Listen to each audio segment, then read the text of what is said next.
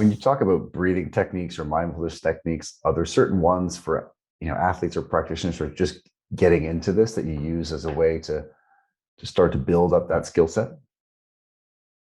So mindfulness is it's necessary but not sufficient. And I hear my colleagues going, "Oh my God, why does he keep saying that?" Because it is necessary. Mindfulness is one, it's a practice that's been around 2,600 years. The science around it is ridiculous. And at one level, it is increasing your awareness of what's happening with your thoughts, your emotions, your body, the unfolding present moment. Really, it is a practice of becoming aware. And again, if you're not aware, you're not even in the game. So there are thousands of types of meditations, but there's two main principles that guide them.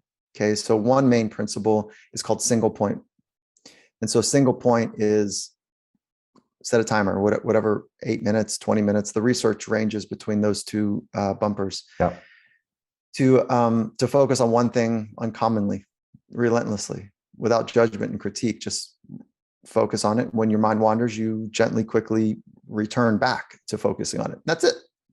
And that's a great way to not get caught into the, let's call it, the baggage that can come with an uninformed distance, from a distance, thinking about what mindfulness is, right? There's some baggage that can come with the word meditation. Like, are we hugging trees? Yeah. What's actually going on? What are we doing here? Yeah. But if you want to start in a really concrete way and you focus, let's just say, like, on your inhale and then on your exhale with all of your essence, Mark, focus on the inhale. And then with all of your might and essence, in the easiest, most gentle way, so it's not rigid, focus on your exhale and rinse and repeat for 8 minutes. And that's a challenge now. I was going to say, it's a good, I get a lot of coaches, SC coaches, therapists, practitioners asking around these strategies for mindfulness, particularly with all types of athletes, but a lot of younger athletes as well. Like, where do we start with just developing? And I've heard some practitioners and scientists talking about, even in kids preschool, putting a bear or a stuffed toy on their belly and starting to experience that, to just be able to introduce. But imagine getting up to that sort of 8 minutes with a younger group would be a great target. Is that right? Easy. It's wonderful, actually. Like, when you first expose people to it, and just like all training, you don't just say, "Hey, do this and let's check in later." It's more like, let's walk through it together. And people find themselves like, "Oh God, thank you. Like, that was great." And at times it's really challenging, because sometimes it's the hardest 10 minutes of my day, or 20 minutes of my day. But I will say, I would not pretend to walk somebody through a sophisticated nutritional plan. And I've been in the trenches with really switched on nutritionists for a long time. I've got enough of the glow from it. And I studied, my master's degree was in exercise science. So I've got a little bit of, enough to, to recognize what a Krebs cycle is. Yeah. Whatever. So I would not pretend, though. So I say to a strength coach, wait, hold on. Is this the direction you're taking your practice? Okay, good. Be great at this then. Because it is a sophisticated science. It is a sophisticated tool. And it might be one of the most complicated dimensions of the human experience, because it's all invisible. And I'm going to sound like I'm on a soapbox here a little bit, but like, what are we doing? Like, honestly, go connect to somebody that's got the right vibe, and they've got a decade or 2 decades under their belt of sitting their ass on a pillow, studying that science themselves to figure out, like, how mindfulness works, before you say, "Hey, like, let me lead a session," or "You should go do that," or "Just download this app." I don't know.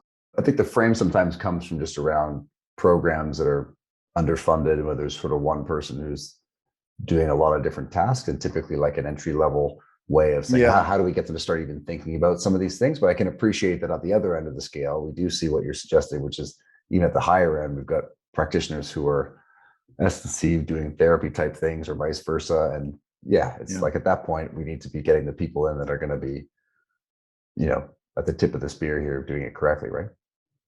Yeah, and I think even in the underfunded programs is like there are community members that would Mm-hmm. love to work with your team that are highly trained psychologists, or they are mindfulness practitioners that have been that they would love to introduce it because their life is dedicated around Yeah. it. I think a big part of high performance and human potential exploration is mobilizing and involving the community that you Yeah. are part of.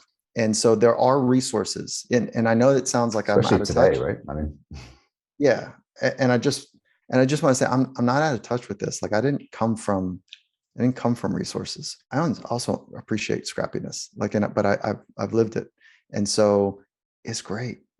I'd rather have a gym that's a little rusted than the slick Rick everything. yeah. It's like I want that. But anyways, so I digress. I was going to say, I mean, we talked about fear, and then I was going to segue into how great teams, or the vibe, let's call it, around a team when they're playing well. There's a lot of smiling, there's a lot of laughing.